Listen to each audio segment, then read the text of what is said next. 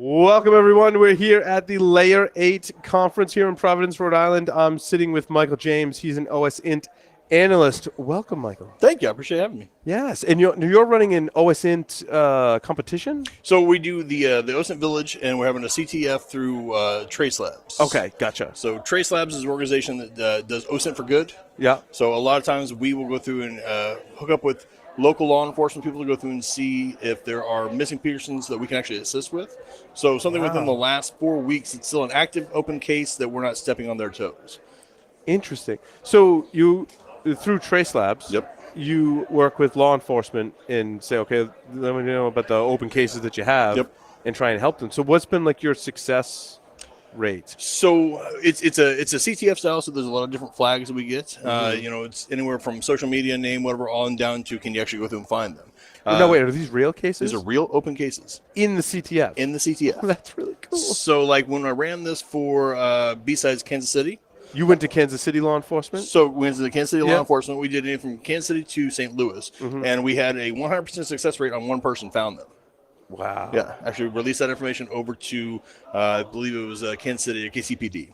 That is so cool. Right. I love it. It's OSINT for good, or whatever. We come to these conferences and you want to be able to go through and use the skills and things that you've learned, but you don't want to go to jail. Yeah. Yeah. So this is an opportunity for a lot of people to go through and kind of stretch their wings, go through and see what they can do, searching through social media, searching through other things, wherever to go through and get all that stuff set up. So yeah, and it ranges anywhere from teens to adults, all that stuff. So What are some of the most effective methods in OSINT that lead to those older cases being solved, essentially? So most everything that we do is pretty fresh, but the most effective is still going to be social media. Interesting. For whatever reason, social media is one of the best ways to go through and get the information. It's live. We can get friends, we can get family, first associates, second associates. So it's Even if that person didn't have too much of a digital footprint, Absolutely. you expand out into their family Sure. and friends. Sure. Yeah. So tags and posts and stuff like that. People who tag other people in Facebook or Pinterest, getting all that stuff. Twitter's a big asset there. And then using a lot of the tools like Wayback Machine and things like that to go through and kind of see a pattern of where they are, when they left off, who's reporting to them, and stuff like that. So, yeah. And now to get this information from social media, are there tools that you use, or is it a lot more of manual?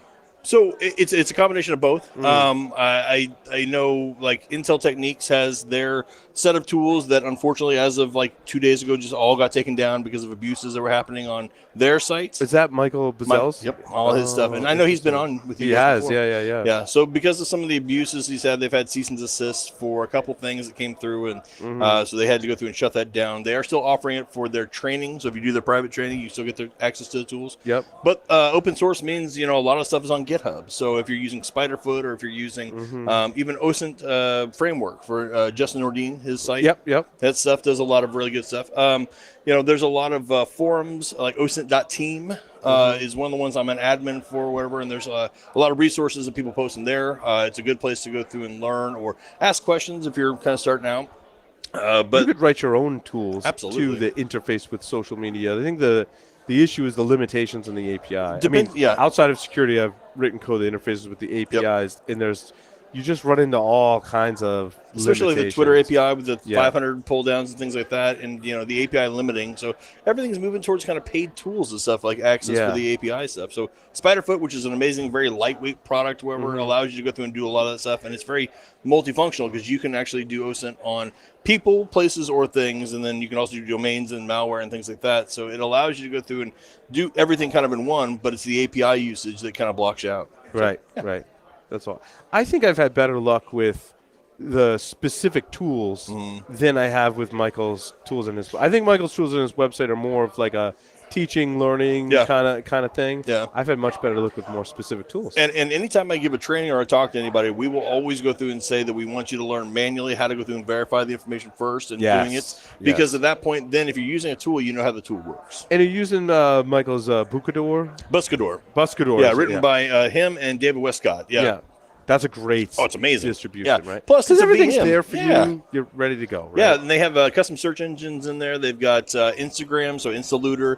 They've got Hate Mail. They've got Spiderfoot. They've got a lot of tools that are specific for the jobs, but allow you to go through and just have one package. So it's kind of nice. That's awesome. Yeah. Well, Michael, thank you so much. I appreciate being on here. This is great.